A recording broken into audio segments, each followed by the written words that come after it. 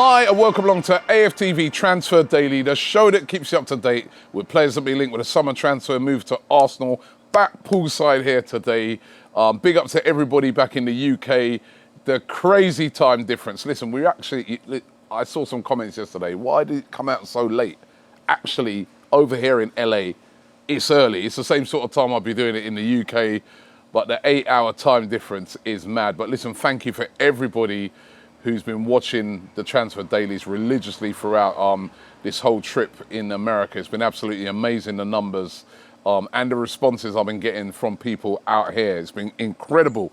I also want to big up everybody who I saw last night. I went to the Arsenal Islington FM event. Now that's the thing they've been using to promote the brand new Arsenal shirt, which is starting to grow more and more on me. I have to admit, that shirt, every time I see it, when I first saw it, I was like, I gave it a 6.5 out of 10 when I rated the shirt. It's growing on me more and more. I saw so many people wearing it last night.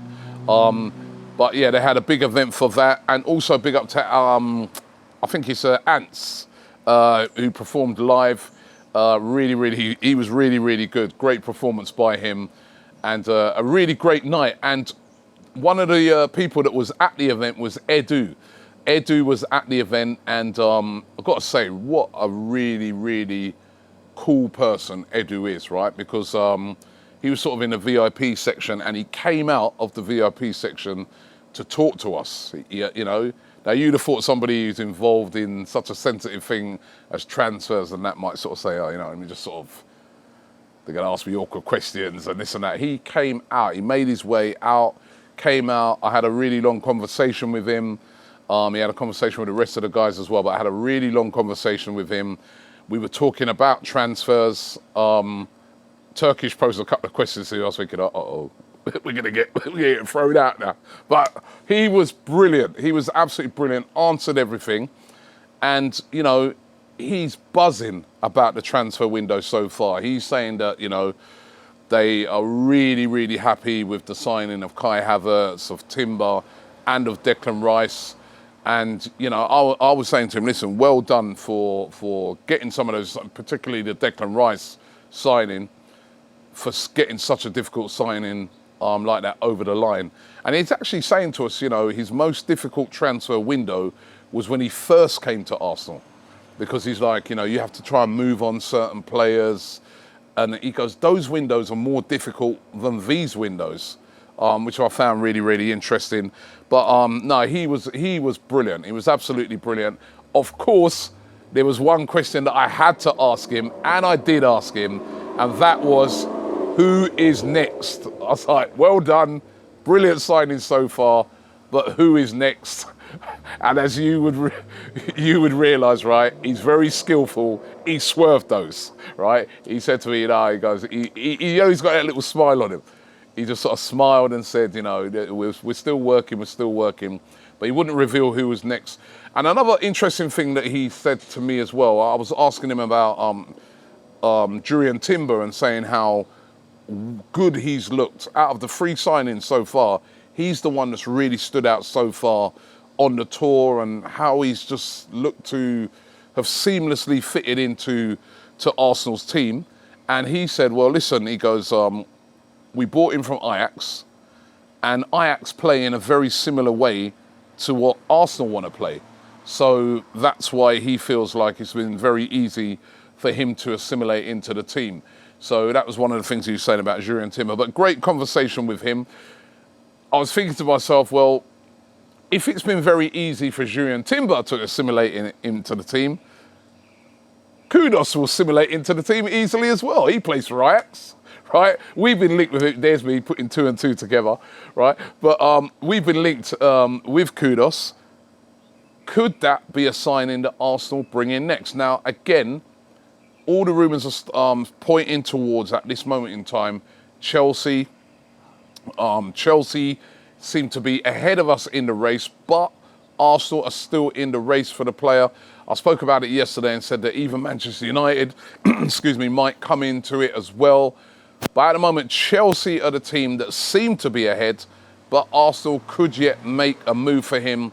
We know that Arsenal seem to be looking for cover on that right-hand side. And as I said, Edu said the beauty of signing players from a team like Ajax is the fact that they just fit seamlessly in. Could it be the same in this case? We're going to have to wait and see. There's lots of rumours around today about the player BITELLO. Now, I spoke about him about a couple of weeks ago. We've been talking about him. He's Brazilian. He plays for Grêmio, 23 years old. Attacking midfielder, really versatile midfielder actually. He can play in a number 8 position, he can play a number 10 position, he can also play out wide. He can play in that right-hand side, right wing type position as well. So really versatile midfield player. Now the publication, Tutto Mercato Web, they claim that Arsenal could sign him by the end of this week. That is what they're saying. It's not a big fee. There's talk that Arsenal could get this done for around about £7 million. And we know that in the past, Mikel Arteta, Edu have liked bringing in players from Brazilian football. Of course, Arsenal famously bought in Martinelli. Last season, we bought in Marquinhos from Brazil. Could BITELLO be the next signing? As I said, lots of talk around today that that could be done within the next week, or as I said, even by Tutto Mercato Web, saying by the end of this week. Let's wait and see. Of course, Edu's over here. Has that been negotiated already? We know that Arsenal have been watching him. They'd sent scouts to games. They've had representatives over there talking with Grêmio. Monaco was another team that were interested in signing him. They were said to have made a bid for him, but that nothing really materialised with that. And even when talking and asked about the Monaco connection, BITELLO had said, listen, I'm happy at the moment at Grêmio, but if that offer comes in from Arsenal, you would expect him to make that move to North London. So let's see how that one develops out, but certainly hot rumours on that one today. Romeo Lavia, will Arsenal make a move for him? It's starting to look less and less likely. Of course, we got the news the other day at the press conference that we were at, that Thomas Partey is going to stay at Arsenal. That's what Mikel Arteta said. He's staying. They're not looking to sell him. He's an important part of what Arsenal are looking to do. And it's been notable that Arsenal have made no bids yet for Romeo Lavia. It was really thought that Arsenal were going to go in hard for him, but they've made no bids for him. Liverpool have made a formal bid for him of £37 million. That bid was rejected, and they're expected to go back in with another bid, but nothing coming from Arsenal at the moment, and it does look like he will be probably heading to Liverpool and not to Arsenal. Now, what's going to happen with Nicolas Pepe? We know that Arsenal want to sell him. He didn't come on the tour over here in the US, and Mikel Arteta has said that, you know, when he gets back to England, he's going to be sitting down and talking to Nicolas Pepe. Pepe would like to stay at Arsenal, but I don't see any way that happening unless they can't get a deal done at all. Now, he's been linked today with a move to Fenerbahce over there in Turkey. Of course, he would have seen his fellow Ivory Coast teammate, Wilfried Zaha, go to Turkey this week. He joined Galatasaray. So could he follow suit with a move to the other big team there over there in Istanbul in Turkey, and that is Fenerbahce. The problem with Pepe at the moment is his wages. You know what I mean? He's on massive wages at Arsenal. He's not going to want to drop down off of that, or if he is going to drop down off of that, he's not going to want to take a massive drop. There's not been really any movement from any other clubs. There was said to have been talk from teams in Saudi Arabia, but even they were reluctant to pay the really high wages that Nicolas Pepe is demanding at the moment. There's even been talk that Arsenal might just go ahead and just cancel his contract by mutual consent. So let's see. I think once this tour's over and we're back in the UK, we're going to see a bit more movement on the Nicolas Pepe situation. But at the moment, being linked with a move to Fenerbahce. And Charlie Patino, remember him? He's made some appearances for Arsenal in the League Cup. He went on loan last season to Blackpool, had a very good loan there. Still only 20 years old, Charlie Patino, but another player that didn't come on the tour. It's been a bit of a shame because it's a player that I really wanted to see in an Arsenal shirt develop into being one of those top players at Arsenal. But it does look like he could be moving on this summer. and he's been heavily linked with a move to newly promoted Luton Town. Of course, Charlie Patino started his football career really at Luton Town. He was at Luton Town as a youngster, was bought to Arsenal from Luton as a real sort of child prodigy. When they bought him in, they was like, this kid's the next big thing, bought from Luton. It's just a bit unlucky. This is football. You know, it's not that he's a bad player. He's a very, very good player, but there's just so many players ahead of him at Arsenal at the moment. Is he going to get a pathway to getting into that first team?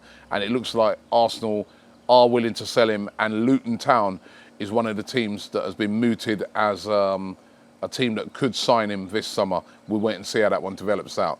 So those are the rumours for today. Of course, the game is taking place over here in Los Angeles today against Barcelona. Going to be really interesting to see what the lineup is. Does Mikel Arteta go with the sort of lineup that he's thinking of that starts that first game of the season against Nottingham Forest?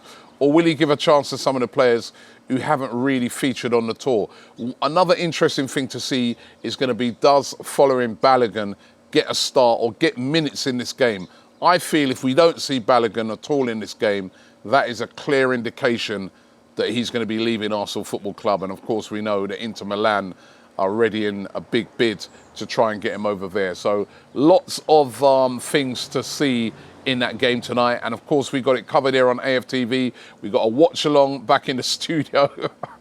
I hope these guys can stay awake, you know, right? Because that game kicks off at 7:30 here in LA. That's about 3:30 in the morning. Am I right? 3:30 in the morning. So watch along at 3:30 in the morning. They're getting a dose of the medicine of what all these fans over here in the US get week in, week out, right? So watch along from 3:30 in the morning in the studio. Laurie, Ty, all those guys are going to be up on that. So make sure you check that out. And of course, we're going to be speaking to fans after the game. We're also going to be in a press conference as well and trying to catch up with as many players as we can. So keep it locked here on AFTV and you've got that game fully covered. Thanks for watching the show and I'll see you tomorrow.